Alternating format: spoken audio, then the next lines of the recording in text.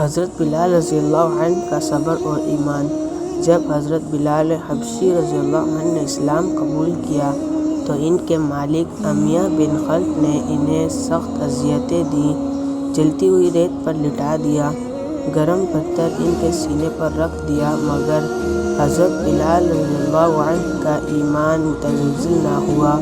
وہ بس ایک ہی لفظ دہراتے رہے، احد احد، اللہ ایک ہے، اللہ ایک ہے۔ یہ صبر اور استقامت دیکھ کر صحابہ کرام رضی اللہ عنہ نے حضرت بلال رضی اللہ عنہ کو آزاد کرانے کی کوشش کی اور حضرت ابوبکر صدیق رضی اللہ تعالی عنہ نے انہیں خرید کر آزاد کر دیا۔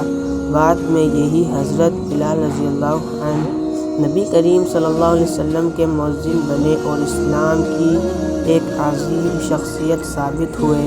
سبب: ایمان پر ثابت قدمی ہر آزمائش سے بڑھ کر ہوتی ہے۔